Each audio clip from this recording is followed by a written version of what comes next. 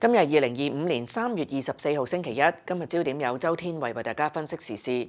嗱，今日咧我哋會同大家講兩個話題。嗱，第一個咧就係美國發動關稅戰，自以為可以削弱中國。嗱，不過咧就有美國嘅商人表明會繼續擁抱中國製造，原因只係唔想發一場美式嘅噩夢。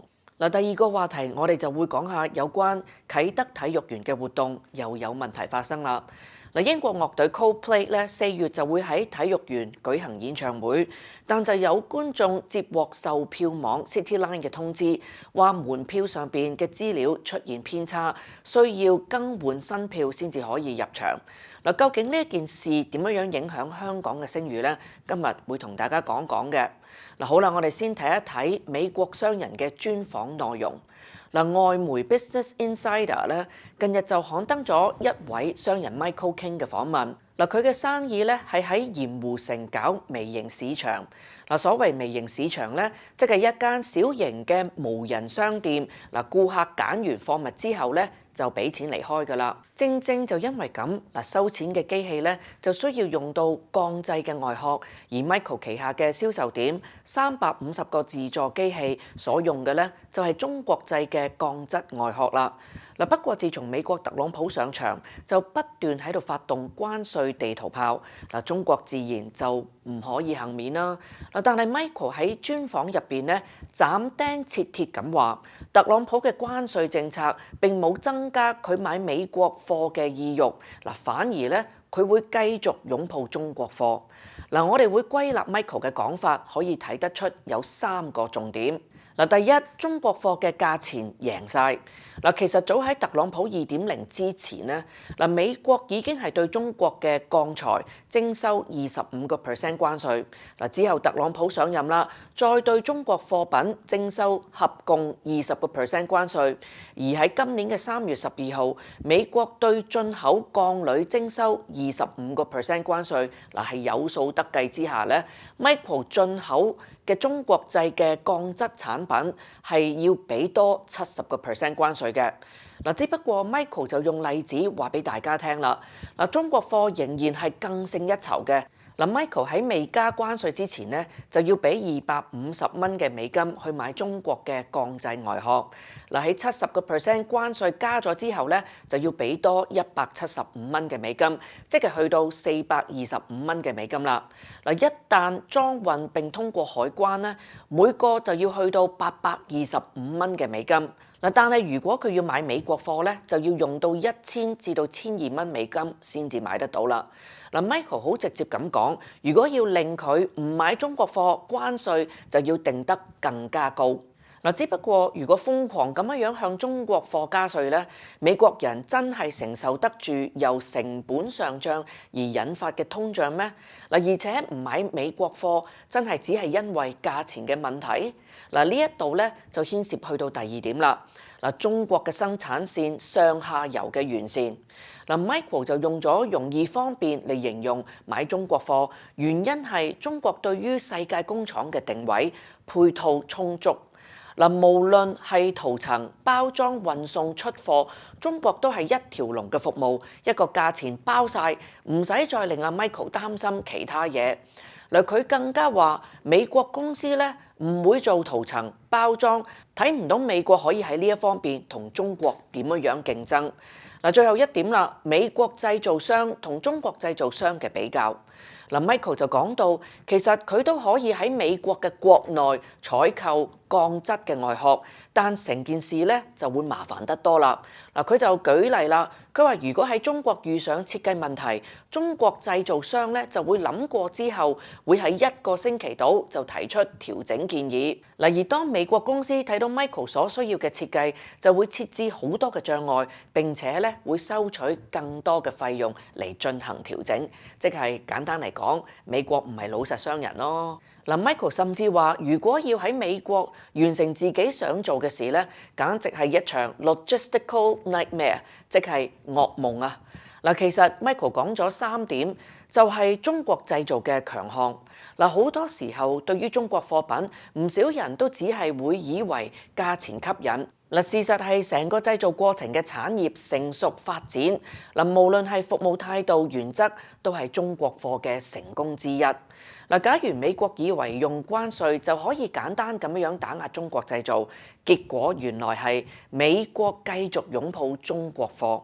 嗱，美國人要買貴咗嘅中國貨之餘咧，原來亦都係冇振興美國製造業，賠了夫人又折兵，講嘅或者就係特朗普啦。好啦，睇完國際新聞，轉過嚟睇一睇本地消息啦。嗱，我哋上個星期先至同大家講到啟德體育園喺月底舉辦香港國際7人欖球賽，唔可以再甩碌啦。尤其係3月1號開幕禮咧，發生懷疑走後門入場嘅醜聞。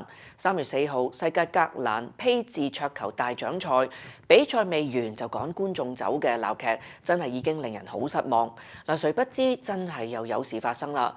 嗱，Coldplay 4月8號開始咧就會喺體育園舉行演唱會。有樂迷就收到售票網 CityLine 嘅通知，話門票上嘅資料出現偏差，需要喺今個月3月24號至到4月7號帶同門票去到本港7個指定嘅地點去更換新嘅門票。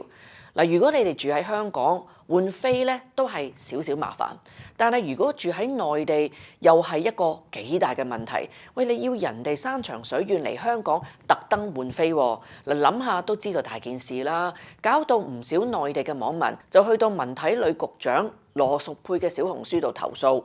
嗱，最終咧 CityLine 就喺廣州同埋深圳新增咗換票點啦。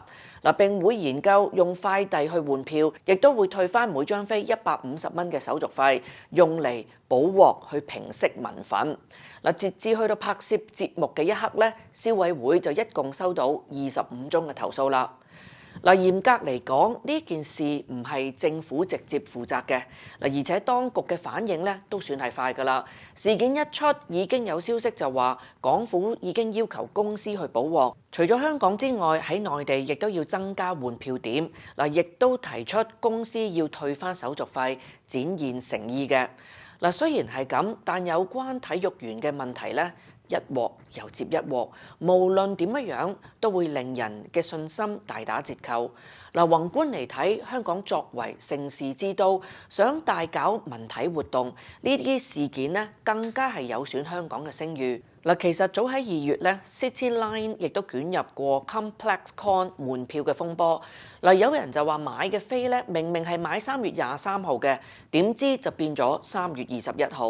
嗱，CityLine 嘅回應就話啦，冇發現任何系統異常運作嘅跡象，購買記錄同埋用戶揀嘅門票咧完全係一致，更加指出90% 嘅個案都係用戶搞錯嘅。嗱，但係主辦方咧 ComplexCon 咧最終都係向涉事嘅歌迷全數退款。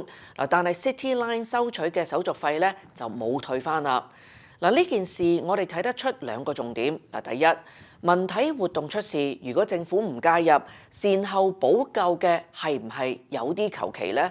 嗱，由舊年阿根廷球王美斯嚟到香港踢表演賽，結果冇落場，到今日印錯飛，似乎政府唔出手，涉事嘅非政府部門服務思維唔係先諗客人嘅，有啲似係做咗就算啦。好似今次嘅 CityLine，有乜嘢理由一開始只係喺香港設立換票點呢？嗱，真係完全唔使諗內地嘅觀眾嘅，喂，唔通真係覺得退翻個150蚊就已經係補咗鑊？嗱，做錯都仲可以咁把炮，咁嘅服務態度，何止係唔夠啊？簡直係嚇親人啦！嗱，第二，無論係連番風波同政府有冇直接定係冇直接關係，影響嘅都係香港聲譽之餘，市民亦都係好直觀認為係政府有責任嘅。嗱，當然啦，同政府直接有關係嘅，一定要反省下有改善，但冇直接關係嘅，又應該點樣可以改善呢？嗱，係唔係可以設立指引，甚至係處理機制？嗱，呢一方面咧，應該真係要做多啲啦。以客為本，如果咁都仲要教，香港好難會係盛事之都。嗱，遲啲咧可能會變為趕客之都啊！好啦，今日焦點嚟到呢一度，聽日再同大家見面，拜拜。